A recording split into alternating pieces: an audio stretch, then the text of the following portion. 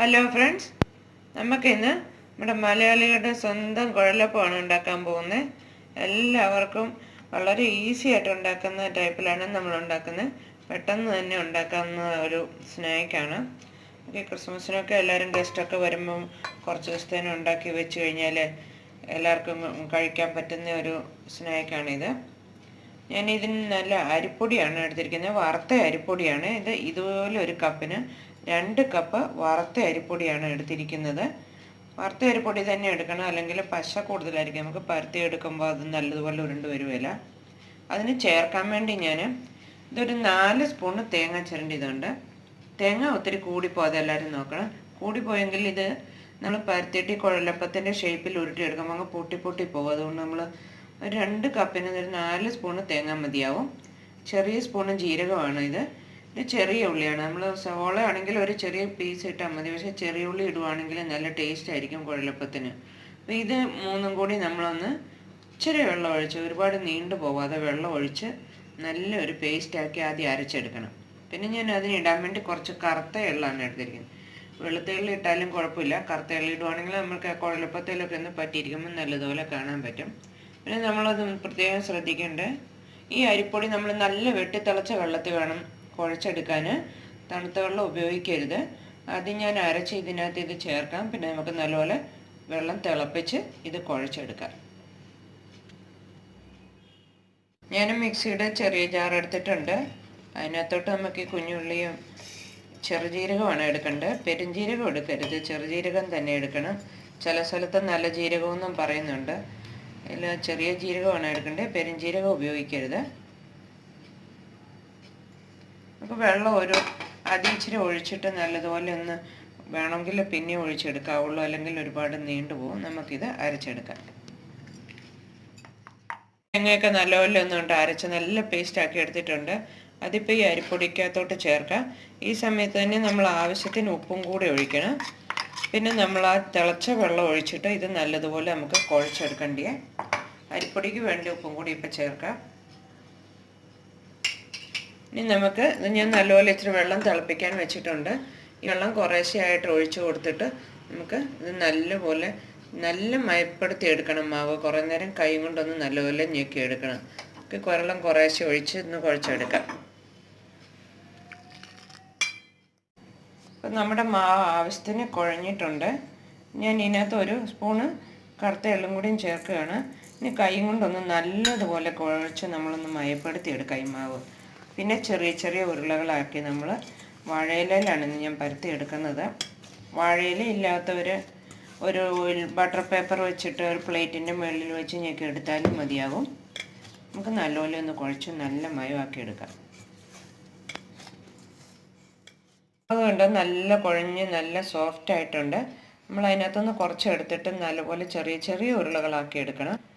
ചെറിയ ഉരുളയാക്കി എടുത്താൽ മതി, ഈ പാകത്തിന് മതി.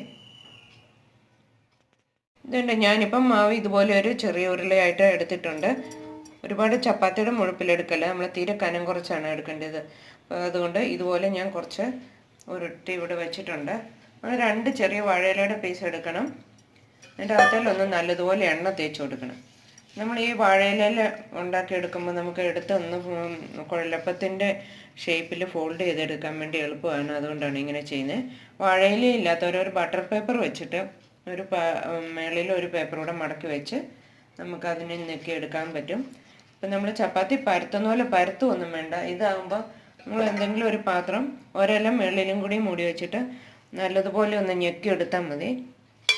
ഒന്ന് പ്രസ് ചെയ്ത് കഴിയുമ്പോൾ നല്ലപോലെ മയത്തില്ല, കണ്ടോ? ആവശ്യത്തിന് മുഴുപ്പില്ല. നമ്മൾ ചെറിയ ചെറിയ കുഴലപ്പമാണ് ഉണ്ടാക്കുന്നത്, ഒരുപാട് വലിയതല്ല ഉണ്ടാക്കുന്നത്.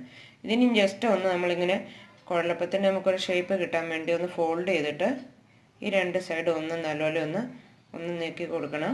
ഇല്ലെങ്കിൽ നമ്മൾ എണ്ണയിലിടുമ്പോൾ ഇത് വറുത്തെടുക്കാൻ സമയത്ത് തുറന്നു പോകും. അതുകൊണ്ട് ഇതുപോലെ ഇങ്ങനെ നീക്കിയെടുത്താൽ മതി. അപ്പോൾ നമുക്ക് നല്ല കറക്റ്റ് ചെറിയ ചെറിയ കുഴലപ്പം ഉണ്ടാക്കി കിട്ടും. ഞാൻ കുറച്ചെണ്ണം അതുപോലെ ഒന്ന് ഉണ്ടാക്കിയെടുക്കാം.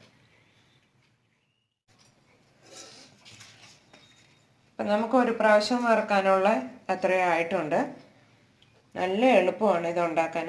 നമുക്ക് കുറച്ച് ദിവസമൊക്കെ കേടാകാതെ ഇരിക്കുന്ന സ്നാക്സൊക്കെ ഉണ്ടാക്കി വെക്കുവാണെങ്കിൽ നമുക്ക് ഗസ്റ്റൊക്കെ വരുമ്പം കൊടുക്കാൻ പെട്ടെന്ന് അങ്ങ് എടുത്തൊക്കെ ചായയുടെ കൂടെ കൊടുക്കാൻ പറ്റും. നമുക്ക് ഇതുപോലെ ഇങ്ങനെ ഫോൾഡ് ചെയ്ത് ഇപ്പോൾ ഞാൻ ഇത് കുറച്ചെണ്ണം റെഡിയാക്കി എടുത്തിട്ടുണ്ട്. നമുക്കിതൊന്ന് എണ്ണയിലൊന്ന് വറുത്ത് കൊടുക്കാം. ഞാനൊരു കടയിൽ വെച്ച് എണ്ണ നല്ലപോലെ ഒന്ന് ചൂടായി വന്നിട്ടുണ്ട്. എണ്ണ ചൂടായോ എന്നറിയാം. നമ്മളൊരു ഇച്ചിരി മാവ് അങ്ങിട്ട് നോക്കണം. അപ്പോൾ അങ്ങ് പൊങ്ങി വരുന്നുണ്ടെങ്കിൽ എണ്ണ കറക്റ്റായിട്ടുണ്ട്. നമുക്കിതൊന്ന് ആദ്യം ഒന്ന് എണ്ണ നല്ലപോലെ ചൂടായി കഴിഞ്ഞിട്ടേ ഇടാവുള്ളൂ. പിന്നെ നമ്മളതൊന്ന് മീഡിയം ഫ്ലെയിമിൽ വെച്ച് വേണം എടുക്കാൻ. നമുക്കിതൊന്ന് വറുത്തെടുക്കാം.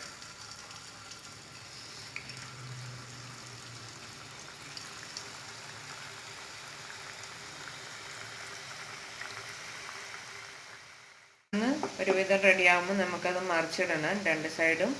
പിന്നെ നല്ലൊരു ഗോൾഡൻ ബ്രൗൺ ആവുന്നത് വരെ നമുക്ക് വെക്കണം. ഇത് ഫുൾ ഫ്ലെയിമിൽ വെക്കില്ല, അപ്പം നമ്മുടെ അരിപ്പൊടി ഒന്ന് വേവാതെ പോകും. മീഡിയം ഫ്ലെയിമിൽ വെച്ചിട്ട് വേണം എടുക്കാൻ. അപ്പം നല്ല ഗോൾഡൻ ബ്രൗൺ ആവുന്നത് വരെ വെക്കാം. അപ്പം നമ്മുടെ കുഴലപ്പം നല്ല റെഡി ആയിട്ടുണ്ട്. ഇപ്പം തന്നെ നമുക്ക് കണ്ടറിയാം നല്ല ക്രിസ്പി ആയിട്ടുണ്ട്. നമുക്കിത് നല്ലതുപോലെ എണ്ണ ഒന്ന് കളഞ്ഞിട്ട് ഇതെടുക്കാം. ഇത് നല്ലപോലെ ചൂട് പോയി കഴിഞ്ഞ് നല്ല എയർ ടൈറ്റായിട്ട് ഒരു പാത്രത്തിൽ അടച്ചു വെച്ചാൽ കുറേ ദിവസം നമുക്കിത് ഉപയോഗിക്കാൻ പറ്റും. ബാക്കി മാവും കൂടി ഞാൻ ഇതുപോലെ ഒന്ന് ഉണ്ടാക്കിയെടുക്കാം.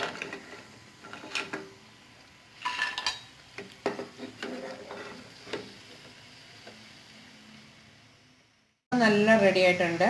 ഇപ്പം നമ്മളിത് പഞ്ചസാരയൊന്നും ചേർത്തിട്ടില്ല. പഞ്ചസാര ചേർക്കേണ്ടവർക്ക് പഞ്ചസാര നമ്മൾ ഒരു നൂല് പരുവത്തിലാക്കിയിട്ട് ഇതിന് മുകളിലൊന്ന് ഒഴിച്ചു കൊടുത്താൽ മതി. അതെൻ്റെ ഒരു നേരത്തെ വീഡിയോ ഉണ്ട്, മടക്ക സേവയുടെ. അതിനകത്ത് പഞ്ചസാര അങ്ങനെ ഒഴിക്കുന്നതെന്ന് ഞാൻ കാണിച്ചിട്ടുണ്ട്. അതുപോലെ ഉണ്ടാക്കിയെടുത്താൽ മതി. എല്ലാവരും ഈ ക്രിസ്മസിന് ഇന്ന്